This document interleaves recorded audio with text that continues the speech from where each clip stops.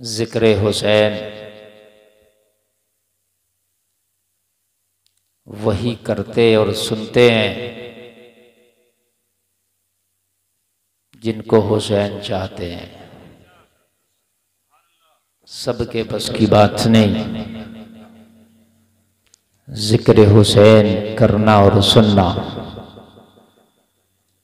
हाँ, एक बात ज़रूर कहूँगा, हमारे मुआशरे में कुछ खामियाँ ऐसी पैदा हो गई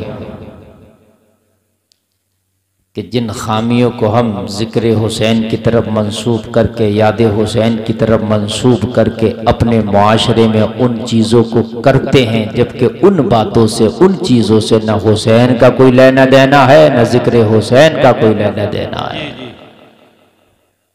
बात समझ में आ रही है कि नहीं आ रही है? कुछ लेना देना नहीं। हज़रात, मुहर्रम शरीफ का महीना वो है, अगर मुहर्रम की 10 तारीख को रोज़ा रखने के बाद बे औलादा अगर दुआ मांगे तो अल्लाह उसे औलाद अता फरमाते हैं। बड़ा अहम और मुबारक दिन है ये, जिसमें नबी का नवासा करबला के मैदान में शहीद हुआ। वो कोई आम दिन नहीं है, बहुत मुबारक दिन है। दायमी बीमार जिसको दवा खा खा के थक गया हो, अगर रोजा रखने की इस्तात है तो 10 मुहर्रम का रोजा रखे, और नहीं है तो नहीं भी रखे। दुआ करे इमाम पाक का वसीला देकर अल्लाह की बारगाह में, इंशाअल्लाह उसे शिफा मिलेगी। इंशाअल्लाह रब की जात से उम्मीद है कि दायमी बीमार को शिफा मिलेगी। अभी एक साहब है हमारे मिलने वाले, उन्होंने कहा हजरत मैंने इस बात पे अमल किया, शुगर जैसा मर्ज जिसको दुनिया की डॉक्टरी कहती है ये लाइलाज बीमारी है, ये कब्र में साथ जाती है, कहने लगे हजरत मैंने 10 और 9 मुहर्रम का रोजा रखा और मैंने दिल से दुआ की, अल्लाह का फजल ऐसा हुआ कि आज मेरा शुगर नॉर्मल चल रहा है। ये पावर है तेरे करबला के हुसैन की। लेकिन हमने कुछ उल्टा करना शुरू कर दिया। कुछ खुराफाते हम 10 तारीख में बहुत ज़्यादा बढ़ा दिए। कहीं मेले हैं, कहीं पर हम झूम रहे हैं, कहीं कूद रहे हैं। 10 मुहर्रम को कहीं झगड़े हैं, कहीं रफड़े हैं, कहीं रगड़े हैं, कहीं मुसलमान बच्चियों की बेपर्दगियां हैं। मेरे भाई कान खोल के सुन लो, इमाम हुसैन का यजीद से कोई झगड़ा नहीं था, ना तख्त का, ना जमीन का, ना माइंड का, ना तिजारती, ना बिजनेस का, कोई झगड़ा नहीं था। मसला शरीयत का था। कोई इमाम हुसैन की जमीन नहीं छीन ली थी यजीद ने। बात समझ में आ रही है कि नहीं आ रही है? हाँ, पैसे का भी लेन देन नहीं था। सुन लीजिए, पैसे का भी लेन देन नहीं था। वो कहां शाम में रहता था, ये कहां मदीना में, दूरी भी बहुत ज्यादा थी। तो जलसा में आने वालों मुझे बताओ फिर मसला क्या था? मसला सिर्फ शरीयत मुस्तफा का था। यही बात है कि नहीं?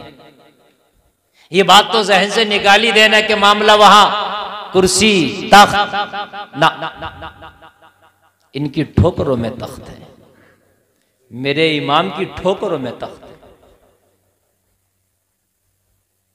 ये किसी से लेते थोड़ी है तख्त, ये तो अता करने वाले हैं। बेशक।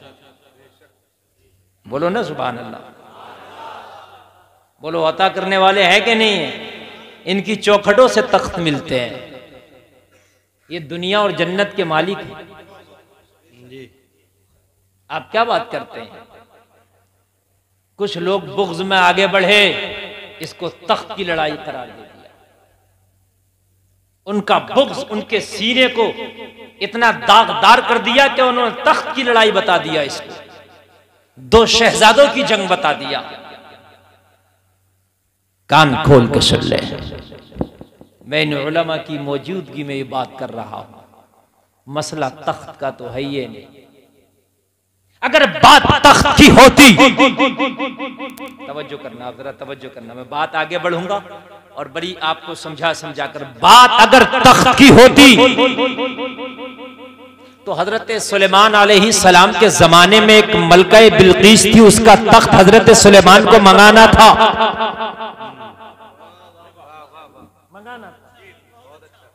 तो आपने कहा मैं चाहता हूं मलका बिल्कीस का तख्त मेरे दरबार में हाजिर किया जाए, कौन करेगा? सबने बताया मैं कितनी देर में, किसी ने अपनी अपनी देर बताई, कहा नहीं इतना बर्दाश्त नहीं, जल्दी बताओ। एक वली खड़ा था, आसिफ नाम है। कौन खड़ा था भाई? नबी नहीं है। कौन खड़ा था? जोर से बोलिए। वली नबी से आला नहीं होता, नबी नबी होता है, वली कभी भी नबी के मर्तबे को नहीं पहुंच सकता।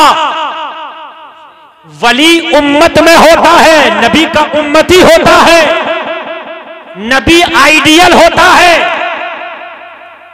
वली उसको अपना रहनुमा बनाता है। आसिफ बिन बरखिया बोले हुजूर अगर इजाजत दें तो मलका का तख्त हम ले आए? जरूर से बोलिए जरा, हम ले आए? कहा ले आओ, लेकिन देर बताओ कितनी लगेगी। मसला देर का है, लाने तो बहुत कह रहे हैं, कितनी देर में ले आओगे? कहा हुजूर पलक झपकने से पहले ले आऊंगा। जरा जोर से कह दें, जरा जोर से कह दें सुभान अल्लाह। कौन कह रहा है? ये एक वली। बोलिए कौन कह रहा है? बोलिए कौन कह रहा है? और वली किस नबी के जमाने का वली है? हजरत सुलेमान अलैहि सलाम के जमाने का वली है।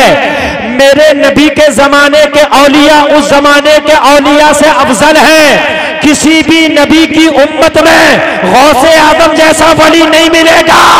अरे जब सुलेमान अलैहि सलाम के दौर का वली आसिफ बिन बरखिया मलका बिल्कीस का तख्त पलक झपकने से पहले ले आए तो मोहम्मद रसूलुल्लाह का नवासा अगर इशारा कर दे तो पलक झपकने से पहले यजीद का तख्त मदीने में होता।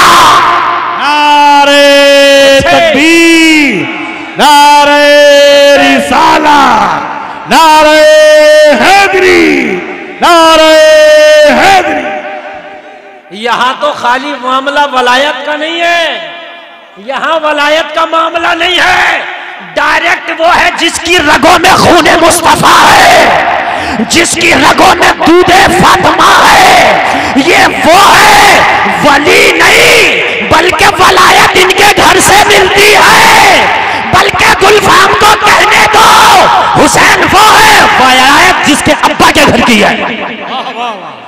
वाह वाह वाह वाह वाह। वलायत हुसैन के अब्बा के घर की है। इससे बड़ा तुम्हारी जबान में जुमला हो ही नहीं सकता।